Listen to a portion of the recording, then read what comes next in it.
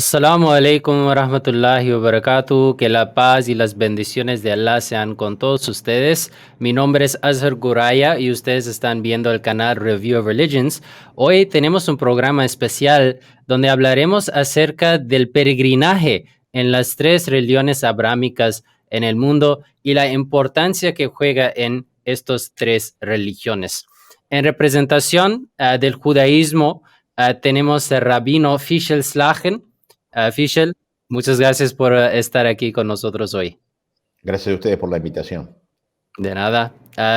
Rabino Fischel es rabino y doctor en filosofía con postdoctorado en bioética y es además director de Amia Cultura. Además, tenemos el placer de tener el sacerdote Carlos White. Señor Carlos, mucho gusto y gracias por estar aquí con nosotros hoy. No, el gusto es mío y como dijo el rabino, gracias a ustedes por la invitación. De nada. Sacerdote Carlos White es sacerdote y es la persona responsable del Arzobispado de Buenos Aires para el diálogo interreligioso. Y también tenemos el gusto de tener con nosotros a Imam Marwan Gel.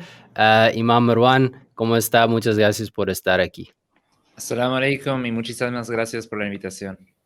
De nada. Imam Marwan Gel es imam y presidente de la comunidad musulmana Ahmadiyya en Argentina y además coordinador de Review of Religions, la revista en Sudamérica.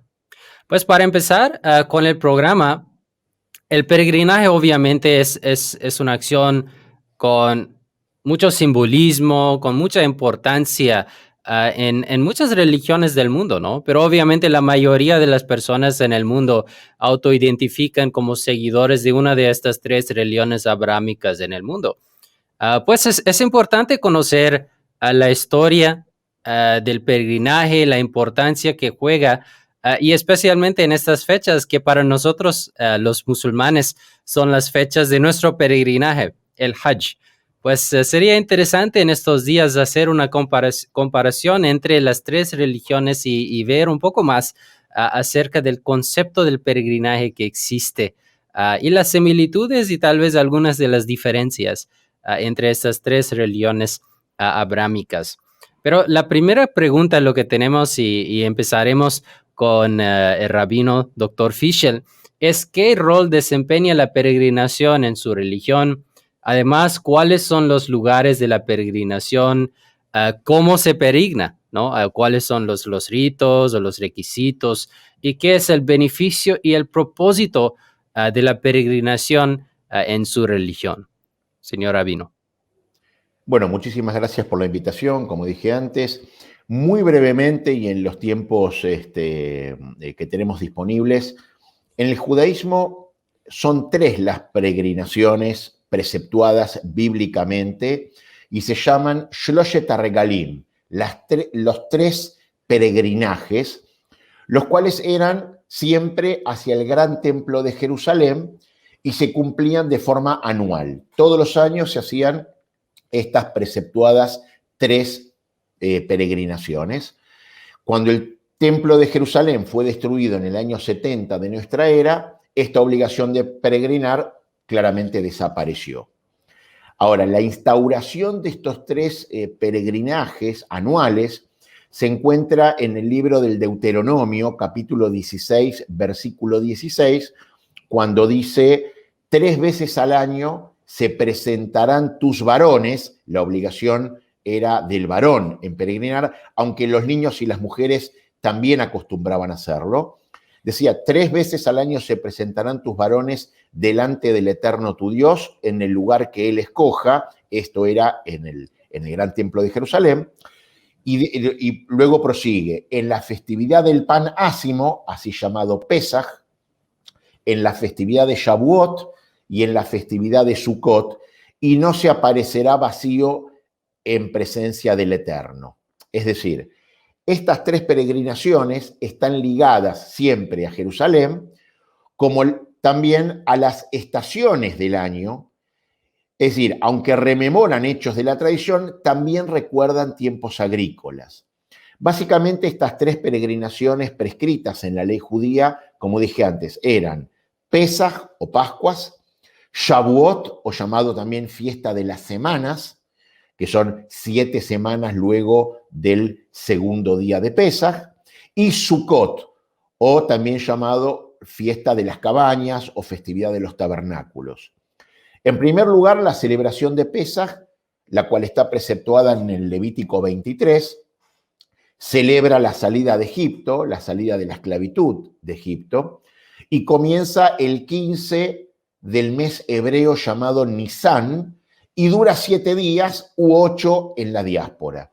En el mes del calendario gregoriano generalmente cae entre marzo y abril. La fecha no es exacta, sino que es variable, ya que justamente el calendario judío es lunar, aunque suele y siempre coincidir con la llegada de la primavera. Luego habíamos dicho que también el segundo peregrinaje era en la fiesta de Shavuot, también instaurada en el Levítico 23, y en la cual se celebra 7 semanas después del segundo día de Pesaj, conmemorando la entrega de la ley a Moisés, y que coincide con la época también en la que se recogen los primeros frutos, es decir, era costumbre hacer ofrendas en el gran templo de Jerusalén, las ofrendas de las primicias, es decir, las primeras cosechas.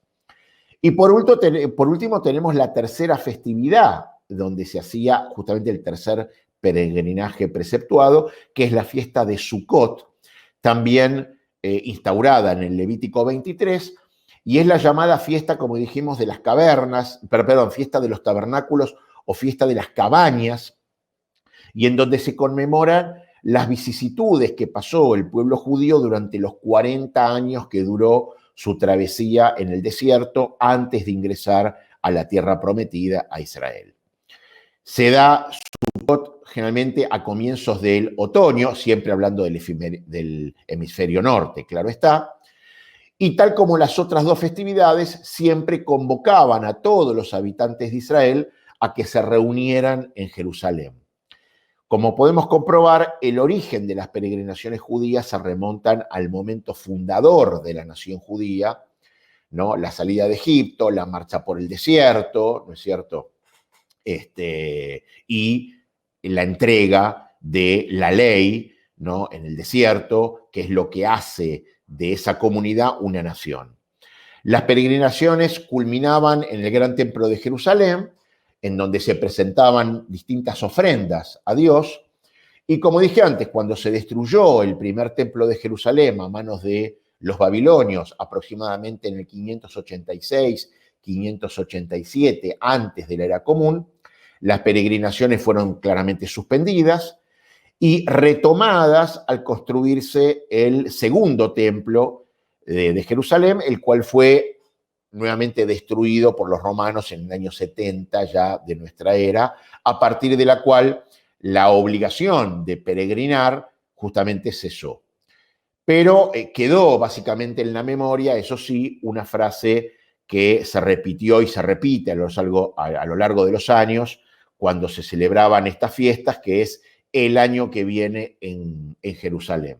Bueno, hasta aquí digamos, las 3 peregrinaciones más importantes y bíblicamente preceptuadas en el judaísmo. Muchas gracias, Rabino. Gracias por esa introducción al peregrinaje en la religión judía. La siguiente persona, religión, lo que tenemos es el cristianismo o el catolicismo. Sacerdote Carlos White, ¿qué puede decirnos acerca del peregrinaje en el cristianismo y la importancia que tiene en su religión? Por favor. Bueno, en el cristianismo, o el catolicismo en este caso, lo que me toca a mí representar, el peregrinaje, si bien siempre existió como práctica religiosa, nunca fue algo que estuviese regulado, pero siempre existió.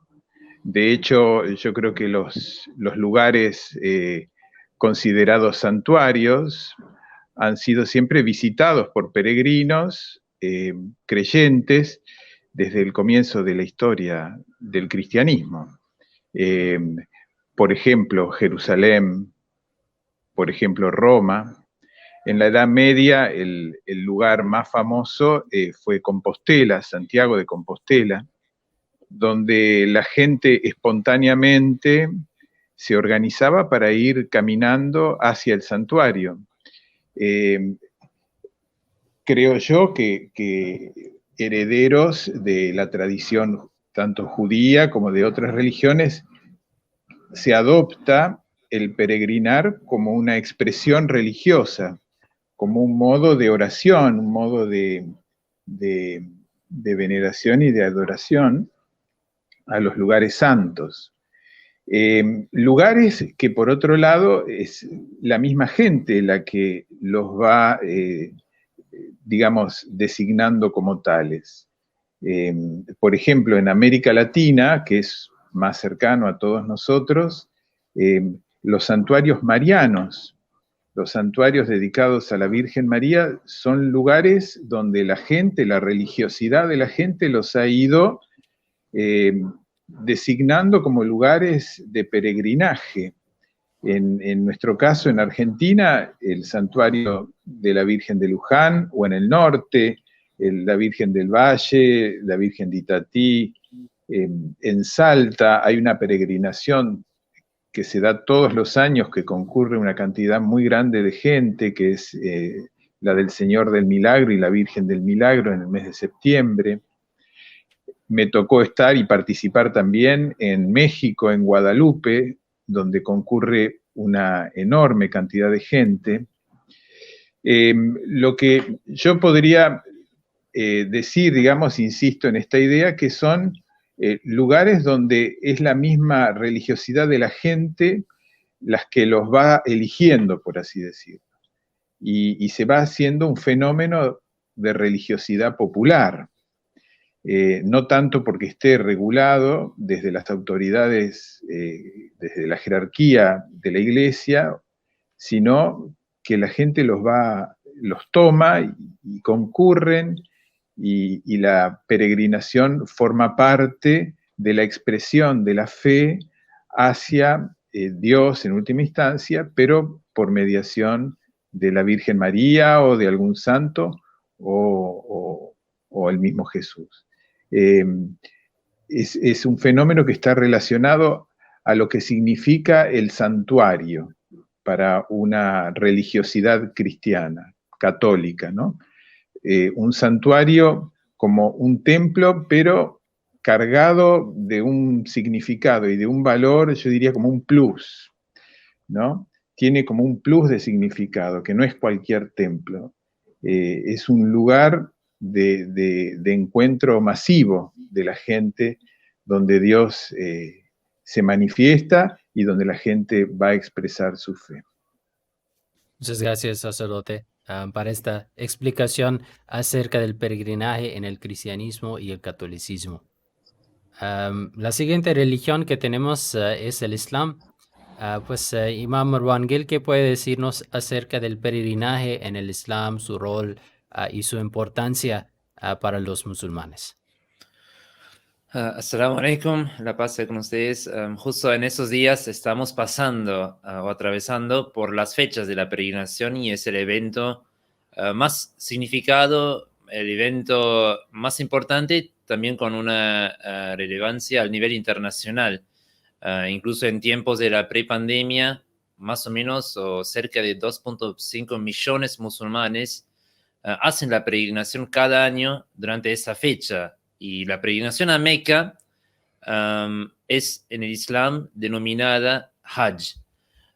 Y Hajj es uno de los 5 pilares de la religión Islam. El profeta Mohammed, la paz sea con él, el fundador del Islam, él mismo aclaró y asignó la peregrinación a Meca un mandamiento obligatorio para cada musulmán, sea hombre o mujer, y explicó que al menos una vez en su vida un musulmán tiene que realizar este viaje y cumplir tal ritual. Sin embargo, ese mandamiento, la peregrinación de Hajj, es un mandamiento condicional, que quiere decir que hay ciertas condiciones. Si uno cumple con tales condiciones, entonces él luego tiene tiene que cumplir ese viaje. Y si no cumple con tales condiciones, entonces el mandamiento del peregrinaje no es obligatorio para él. Por ejemplo, si uno, por ejemplo, no tiene los recursos económicos, no puede pagar su viaje hasta Meca, o por ejemplo, no tiene la salud para peregrinar, para viajar, o por ejemplo, como hoy en día, que no encontramos una situación segura para viajar, por ejemplo, ahora la pandemia. Entonces, en esos ejemplos ya no es más obligatorio para la persona o el creyente realizar la peregrinación. Pero si uno cumple con los requisitos, entonces uno tiene que al menos una vez en su vida, durante el último mes del calendario islámico, que es el mes Zulhajj, y entre la fecha 8 y 13, tiene que realizar ese ritual. Y en el Islam hay dos formas de peregrinaciones. Hay una peregrinación que es obligatoria, que es Hajj, y siempre es durante esta fecha. Y luego hay otra peregrinación que es la peregrinación voluntaria, opcional, que se llama Umrah. Umrah es, en general, es casi el mismo ritual, las mismas costumbres, las mismas prácticas como durante el Hajj. La única diferencia es que Umrah no es algo obligatorio y se puede hacer durante cualquier fecha, durante el año, y Hajj tiene fechas precisamente definidas. Ahora, obviamente, la pregunta, ¿por qué a Meca? En ese contexto, nosotros, los musulmanes, creemos que Meca es la casa sagrada y es el primer lugar que fue adorado o que fue dedicado para la adoración de Dios único.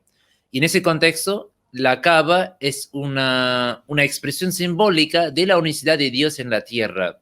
Y nosotros consideramos que la construcción o la reconstrucción y el desarrollo de la Kaaba, de la Casa Sagrada en la Meca, que hoy en día es ubicada en Arabia Saudita, tiene también un gran vínculo con los profetas Abraham, la paz sea con él, y su hijo Ismael, la paz sea con él. E incluso la esposa del profeta Abraham, Agar, también juegan un rol importantísimo. Y durante la peregrinación, los musulmanes conmemoran y recuerdan los sacrificios, los esfuerzos de la familia Abraham para establecer la unicidad de Dios en la tierra y incluso los propios sacrificios que ellos hicieron por el amor, por la voluntad de Dios. Y por eso, por ejemplo, un musulmán durante la peregrinación se hace 7 vueltas alrededor de la Kaaba.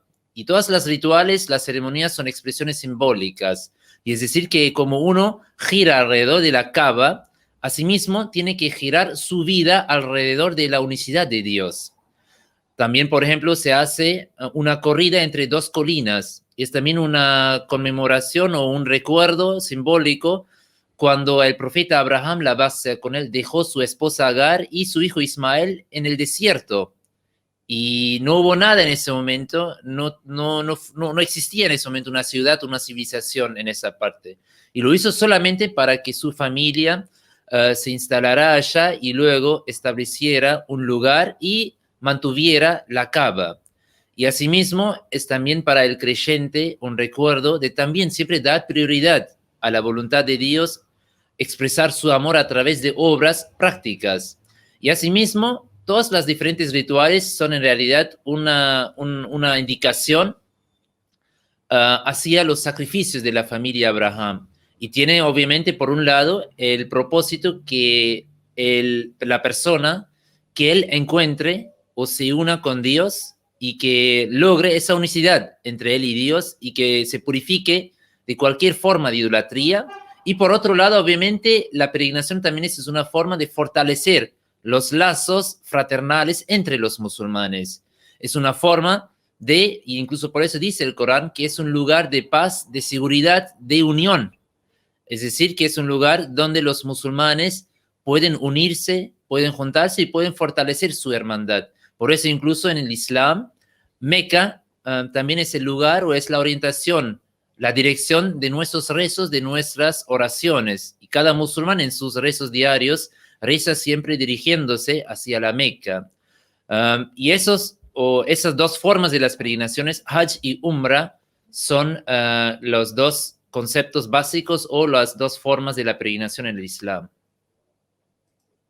Muchas gracias, Imam Marwan. para esta explicación acerca del peregrinaje en la religión islámica. La segunda pregunta, lo que tenemos para todos ustedes líderes religiosos, es que ¿cuáles son los lugares sagrados en su tradición religiosa? Pues ya hemos hablado acerca de los lugares importantes en cuanto a el peregrinaje en sus religiones, pero seguro que, o probablemente, hay otros lugares también sagrados que tal vez no son como puntos de peregrinaje, sin embargo, todavía tienen una importancia en su religión. Pues, ¿por qué estos lugares ocupan un rol importante en sus religiones si no son como un destino de peregrinaje? Pues para empezar, voy a pedir Rabino, señor Rabino, si puede explicarnos un poco acerca de los lugares sagrados en el judaísmo que tal vez no son lugares o destinos para el peregrinaje. Sí, a ver, vale la pena en principio una aclaración que en el judaísmo no hay lugares sagrados. Lo único sagrado en el término más pleno de la palabra es Dios, ¿no es cierto? Y todo lo demás son cuestiones profanas. Es decir, nosotros tenemos lugares muy importantes que guardan cierta santidad, pero no son sagrados porque la sacralidad es un atributo solamente referido a Dios. Entonces, si hablamos de lugares importantes o que resguardan cierta santidad, por lo general son 5 los más importantes. Desde ya la tierra de Israel en su conjunto, ¿no es cierto? Dado que los judíos rezamos en dirección a Jerusalén, e incluso en las bodas se rompe un vaso recordando la destrucción del templo de Jerusalén, y hay ayunos, incluso ayer mismo justamente fue uno de los ayunos que se establecieron en conmemoración de la destrucción del gran templo de Jerusalén.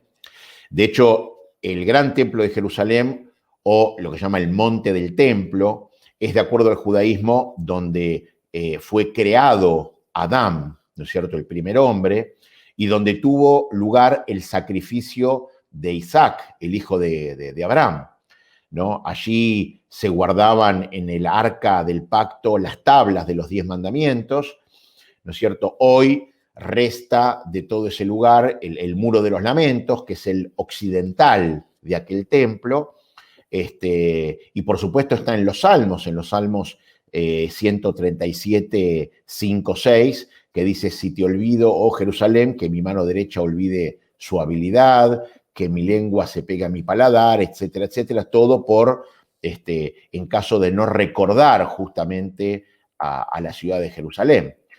Otro de los lugares más importantes y concurridos es justamente la tumba de los patriarcas y matriarcas en la ciudad de Hebrón, ¿no? Que es el lugar de descanso de los patriarcas y, como dije, de las matriarcas bíblicas de Israel, excepto Rachel, que está sepultada en un lugar separado. Allí, en ese lugar, en Hebrón, llamado Meharat HaMachpelah, que quiere decir la cueva de las tumbas dobles, que fue comprada por Abraham, tal como se narra en el Génesis 23, están sepultados Abraham y su esposa Sará, su hijo Isaac, su esposa Rivka, su nieto Jacob y también una de sus esposas, Lea. También, según la tradición, Adán y Javá, es decir, Adán y Eva, también están enterrados en el mismo recinto funerario. Hebrón, la ciudad de Hebrón, fue uno de los primeros lugares donde residieron los patriarcas de Israel a su llegada a la antigua Canaán, la tierra de Canaán, y es el primer lugar que el pueblo judío compró dentro de la tierra de Israel, y esto implica que Hebrón alberga la comunidad judía más antigua del planeta, incluso. Como dije antes, luego está también la tumba de Rachel, que fue la segunda esposa, ¿no es cierto?, de Jacob, nieto de Abraham, hijo de Isaac, que está en Belén, y es el tercer sitio más importante después del monte del templo en Jerusalén y la tumba de los patriarcas en Hebrón, tal como indica el Génesis 35, que Jacob enterró a Rachel en Belén, donde se encuentra hoy todo un complejo hacia donde la gente va cotidianamente a rezar. Se destaca también la ciudad norteña de Sfad o Safed, en la Galilea, dentro de Israel, que también es un lugar sumamente importante en el judaísmo por ser donde vivieron y enseñaron grandes sabios talmúdicos, rabinos y místicos, cuyas sepulturas se encuentran allí. Aún están incluso sus sinagogas, sus casas de estudio y libros de más de 700 años de antigüedad. Y por último, la norteña ciudad de Tiberíades, dentro también de Israel, donde se encuentra el lago de Kineret, lugar que fue el principal centro de aprendizaje de Torá y donde el Sanedrín se reunía. El Talmud de Jerusalén, de hecho, fue escrito allí, en esa ciudad, en la ciudad de Tzfat, de Safed, ciudad en la que se encuentran las sepulturas de uno de los más grandes sabios talmúdicos, que fue Rabbi Akiva, el rabino Yohanan ben Zakkai, y por supuesto también la tumba de Maimónides, ¿no es cierto?, uno de los más importantes rabinos y legistas del pueblo judío, así como también muchos otros rabinos famosos se encuentran dentro de esa ciudad. Según la tradición y la mística judía, la era mesiánica, de hecho, comenzará en Tiberíades. Básicamente estos son los 5 lugares, digamos, más importantes donde incluso peregrinan también durante el año en las fechas calendarias los judíos. Se le puede sumar también la tumba del rabino de Breslav, Nachman de Breslav, en Umán, en Ucrania, y así muchos otros lugares, pero básicamente estos son los 5 más importantes. Muchas gracias, Rabino. La misma pregunta para el cristianismo, sacerdote Carlos White. Otros lugares que tal vez no son destinos para el peregrinaje, ¿cuáles son y por qué son importantes? Sí, yo lo escuchaba el rabino recién. Yo creo que al cristianismo hay que entenderlo en una tradición judeo-cristiana, ¿no? Porque el centro de nuestra fe es Jesús, y Jesús era muy judío. Y toda la vida de Jesús fue en Israel, así que los lugares santos, nosotros los denominamos lugares santos, no tanto sagrados. Habría que hacer una distinción entre una palabra y otra, pero lo que el cristianismo denomina tierra santa es Israel, ¿no es cierto? Así que todos los lugares donde vivió Jesús, donde dio la vida Jesús, donde para nosotros resucitó Jesús, es Jerusalén en primer lugar, pero también, bueno, Belén, Nazaret, el lago de Genesaret. Bueno, todos los lugares por donde pasó el Señor son lo que nosotros denominamos Tierra Santa. Por eso creo que al cristianismo hay que entenderlo muy entroncado en una tradición judeo-cristiana. Y después el otro lugar también muy importante para la fe cristiana y para la expresión católica específicamente es Roma. Roma tiene la particularidad de que ahí dieron la vida 2 quizás de las personas más importantes en el comienzo del cristianismo, que fueron Pedro y Pablo. Fueron los 2 santos fundamentales de la primera comunidad cristiana. Pedro como aquel que recibió el mandato de Jesús de ser el que anime y diríamos hoy coordine la actividad de esta nueva comunidad, y Pablo el que difundió por todo el mundo conocido la fe cristiana. Y los 2 murieron mártires en Roma.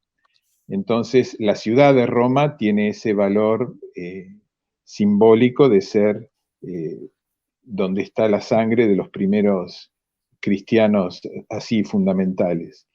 Y para la fe católica, el templo principal es el templo de San Pedro, donde vive el Papa, ¿no?